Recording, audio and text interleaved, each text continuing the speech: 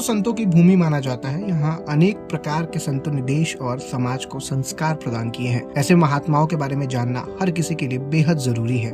तो चलिए आज की इस साधु बायोग्राफी सीरीज में हम बात करने वाले हैं श्री प्रेमानंद महाराज जी की, जो कि राधा रानी के परम भक्तों में से एक हैं। जो भक्त इनके सत्संग को मन लगाकर सुनता है उन्हें अवश्य ही राधा रानी के दर्शन हो जाते हैं। तो चलिए आपको आगे वीडियो में बताते हैं कि आखिर प्रेमानंद महाराज कौन है। नमस्कार, मैं आशुतोष उपाध्याय, बोल्ड स्काई हिंदी देख रहे हैं।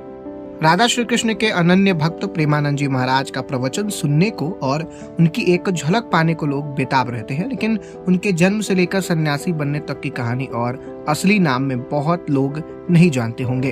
वो भले ही अभी मथुरा वृंदावन में रहते हों, लेकिन उनकी पैदाइश कानपुर में हुई थी। कानपुर से वो कैसे शिव की भक्ति में काशी पहुंचे, लेकिन रासलीला देखे वो कैसे मथुरा आए और यहीं के होकर रह गए। कानपुर देहात के सरसौल थाना क्षेत्र के अखरी गांव में प्रेमानंद महाराज का जन्म हुआ था।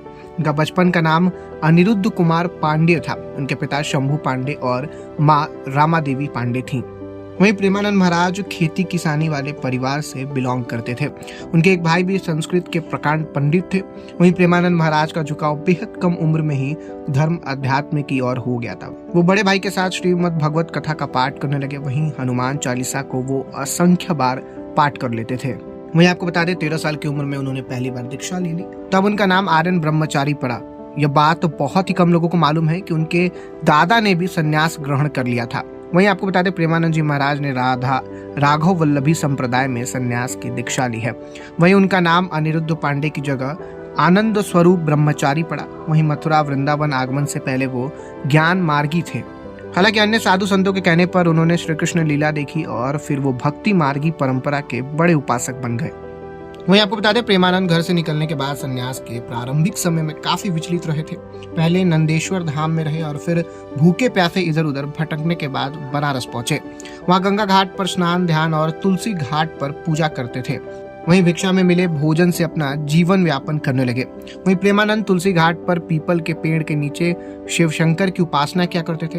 वहीं वाराणसी में ही हनुमान विश्वविद्यालय में चैतन्य लीला और रास लीला कार्यक्रम देखकर उनका मन कृष्ण भक्ति के लिए हिलोरे मारने लगा था। अब इसी चाह में वो काशी से मथुरा आ गए। वहीं आपको बता दें प्रेमानंद महाराज की दोनों किडनियां कई वर्षों से खराब है। उनका पूरा दिन डायलिसिस यानी खून को साफ करने की प्रक्रिया में चलती रहती है।